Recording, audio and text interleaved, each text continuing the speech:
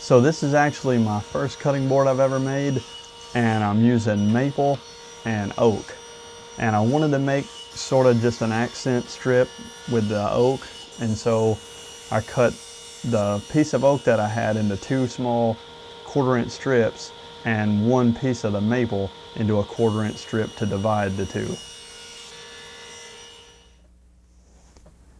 This is one of those moments where I wish that I had a drum sander to be able to sand the saw marks out of the pieces that I resawed, but as you can see, I had to settle for taping a piece of sandpaper down to my table saw top.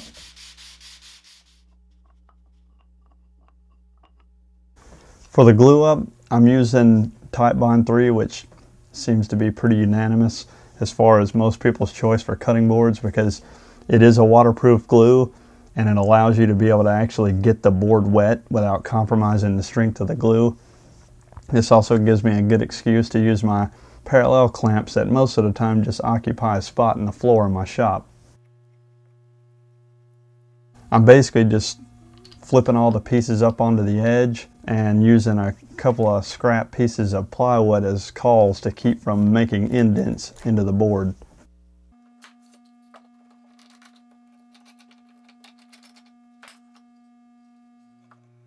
I used one of my chisels to sort of clean up some of the glue squeeze out off before running the board through the planer.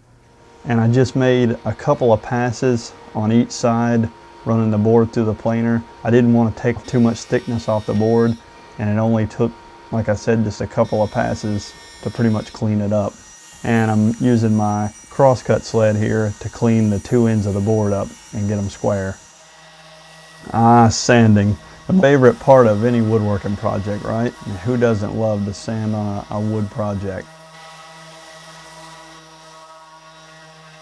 I'm using a chamfer bit in my router to put a small chamfer around the bottom edge of the board on all four sides, and I made sure that I routed the end grain first as to try to prevent blowout on the ends of the board. And I only had one little instance of blowout, and it was just very minor. I was actually able to sand it out.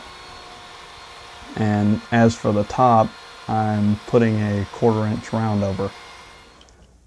Here you can see the beauty of having a router lift is to be able to change the bit from the top of the table and not have to actually either take the router out or change it from underneath. So it's really handy having a router lift.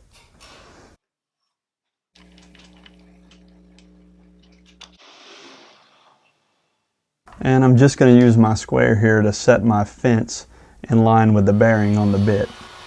I was really pleased with the look of the round over in combination with the chamfer around the bottom. I just really think that that helps set the board off. And this has got to be the coolest part of any cutting board project, that moment when you get to smear laxative all over the board and really get a look for what the grain actually looks like. I basically soaked it the first time in the pan of mineral oil and then dried that off, or let it dry overnight, and the next day applied a second coat and dried it with a towel afterwards.